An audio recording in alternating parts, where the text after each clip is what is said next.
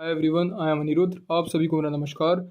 Welcome to my day zero for preparing for NEET 2026 as well as CBSE 12th board seriously.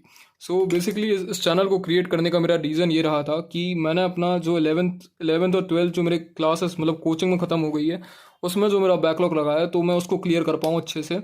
और जो भी मैंने गलतियाँ करी हैं वो आगे का जो 5.5 महीने नीट के लिए बचे हैं उसमें मैं वो गलतियाँ ना करूँ। तो ये चैनल को मैं बेसिकली 8 नवंबर को शुरू कर रहा हूँ। 9 नवंबर से मैं अपनी स्ट्रैटेजी को शुरू करूँगा।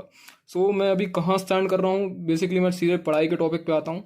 तो मैं अपनी ये एनालिसिस और टेस्ट को एनालाइज करने के लिए और मेरे बैकलॉग्स के लिए चैनल को क्रिएट करा है। और मैं सीधे आता हूँ, मैं बैकलॉग क्लियर कैसे करूँगा। मैं अभी स्टैंड कर रहा हूँ 0 to 20% प्रिपरेशन के बीच में, क्योंकि मेरे पास एक अच्छी कोचिंग एलन के सफिशिएंट मॉड्यूल्स हैं और उसके अलावा टीचर्स के नोट्स हैं और मेरे पास लेक्चर्स अवेलेबल हैं जितने भी हों टीचर्स के हर एक चैप्टर के। तो ये है मेरी 10 to 20% प्रिपरेशन। क्लास में भी मैंने थोड़ा बहुत तो सुना है जो चैप्टर्स मेरे से बनते हैं। बाकी मेरे जो चैप्टर्स छूटे हैं वो मेरे रिवीजन ना करने की वजह से, मान लो बीमार पड़ गया, मेहनत कम करी, कोई टॉपिक समझ नहीं आया, इसकी वजह से लग चुके हैं। तो उसको मैं क्लियर करने के लिए एक परफेक्ट स्ट्रैटेजी को फॉलो करने वाला हूँ।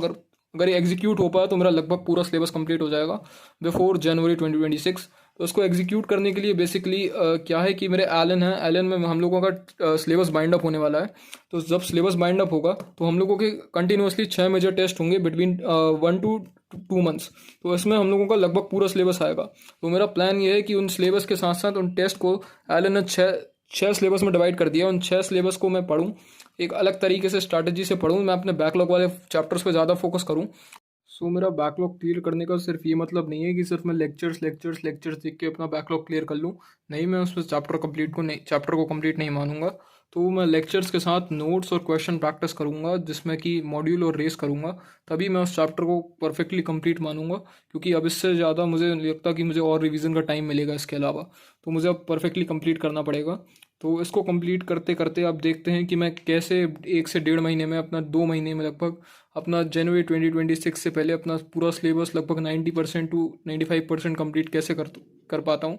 अगर आपका कोई बैकलॉग हो तो आप मेरे साथ ज्वाइन कर सकते हैं, नहीं तो अगर आपका इंटरेस्ट हो तो आप मेरे वीडियोस को देख सकते हैं। Thank you everyone.